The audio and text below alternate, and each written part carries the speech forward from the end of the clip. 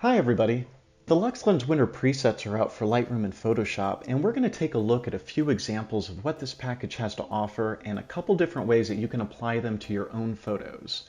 I'm really excited about this bundle because one, these presets are absolutely fantastic in what they accomplish in very little time, and two, they've been released right on time for my winter photo shoots, which is infinitely convenient for anyone out there who's going to be taking pictures around the holidays. While the preset collection is absolutely ideal for winter shoots, it's also a very powerful tool for any photographs that you'd like to emphasize cooler color tones. Now there's a lot being offered in this package, and I'm just going to give you a basic overview using a couple of example images that you'll find on the website. The bundle comes with three different kinds of assets. First you have your global adjustments, which will affect the entire image. Then you have the tool adjustments, which can be applied on top of the global adjustments, or they can be used independently. And finally, you have a long list of brushes that you can use to apply localized effects to your image. So we're going to start with this first photo, which is a really great picture to begin with, but we're going to make it infinitely better. First, you'll notice that the picture is clearly being taken in a cold, wintry environment. There's snow all over the place, there's a little bit of a rose color in the boy's cheeks, but the problem is that the image itself is not really communicating the cold of winter to the viewer. There are a couple of reasons for that. First and foremost, when you have a warm-bodied person in a cold environment, there need to be colors communicating those differences in temperature.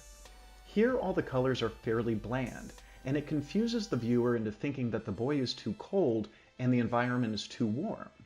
Also, you'll see that the boy's hat is this really great blue color that leaves the remainder of the image looking warm in comparison. As a photographer, I love the color of that blue, and I don't want to compromise it for the sake of the rest of the image. So we're going to correct that in just a couple clicks. So we're going to start by coming over here to our presets and opening the Let It Snow preset collection. Moving the cursor over the presets, you'll see the preview pop up in the navigation window. There are several of these that work great with this image, but I'm going to use the Winter HDR preset.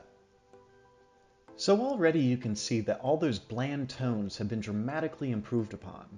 If you look over to the right side of the screen under the Basic Adjustments tab, you'll see all the adjustments being made by the preset we're using.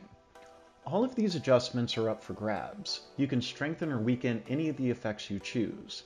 By and large, I'm going to leave it where it is, but one thing that's important to keep in mind when using Lightroom presets or Photoshop actions is that presets and actions are not algorithms that are reading any of the unique qualities of a given photo.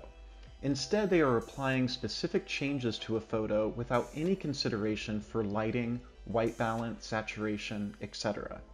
So what will sometimes happen if the raw photo you're using had a good exposure is the image may appear to be overexposed.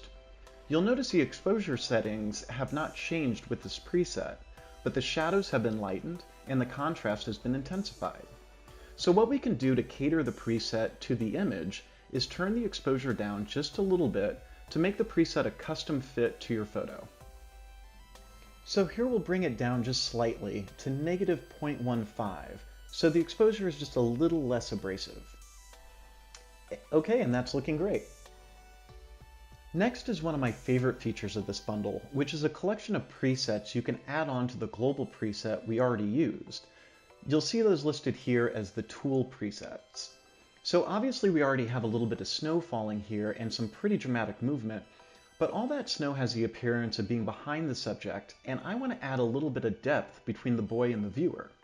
The way we're going to do that is by bringing some snow to the foreground using a tool preset. For this image, I'm going to use the Snowflakes Portrait preset. So we'll come over here, click it, give it a moment to load, and voila! Suddenly the snow is actually working to create the depth you need for a much more interesting picture while remaining subtle enough not to distract from the subject. What's great about the snow effect presets is these little balls of snow are actually customizable radial filters, which means that you can add or take away from the effect. In this case, I want to customize the effect for the image by removing one or two of these snowflakes that might be distracting to the viewer, specifically the snowflakes that might distract from the boy's face. What you do is you go over to Radial Filter, and now you can see all the individual snowflakes. Here we want to delete these individual ones over the skin so nothing is obstructing the face. To do that, you simply click and press delete. Click and press delete.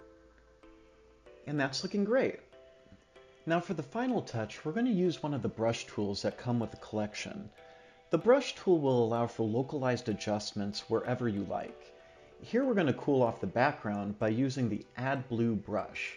So you'll click on the brush, set the size, flow, and feather to whatever is going to work for you, and then just come over and start to paint the areas where you would like a bit more blue to cool off the environment. And just like that, we went from a more bland, generic photograph to a much more dynamic, beautiful winter portrait. So let's check out another photo. For this picture, we start with a similar problem. The boy himself is looking pretty darn cold, but the color tones just simply aren't communicating that to me. So if we want something that's going to look a bit more convincing, let's try the frostbite preset. And there you go. Already this image went from looking more bland to something much more intriguing. You'll note that the mountainous landscape in the background looks significantly cooler, and the rosiness of the boy's face has been accentuated, and the warmth of light now gives the impression of a sunrise or sunset that's actually helping to bring the boy more into the foreground. Now I still want to do a little bit more with this by affecting and toning the colors in the lower half of the image without putting a whole bunch of blue up in the sky. I want to do it this way because objects are affected by temperature, but empty space largely is not. So let's add on to the global preset we already used and select from our tool presets, Cool Lower Half. You'll see that this gave the objects in the picture a bit more of a cooling effect without any significant alterations to the sky. So now let's check out some brush options. If we go over to brushes and select Brighten Snow Brush, we can bring out some of the highlights both in the background and foreground that will help accentuate these wintry tones without greatly affecting the darker tones we'd like to preserve. So select your brush, pick your size, feather, and flow, and begin painting in the areas you'd like to have a bit more of a highlight. And once again, you can see that we've gone from something bland and unconvincing as a winter portrait to something that really captures the color tones of winter in the most flattering of ways. So that's it. I hope you enjoyed, and I recommend that you check out this package, utilize all the tools in it, and really perfect your images for the season. Bye now.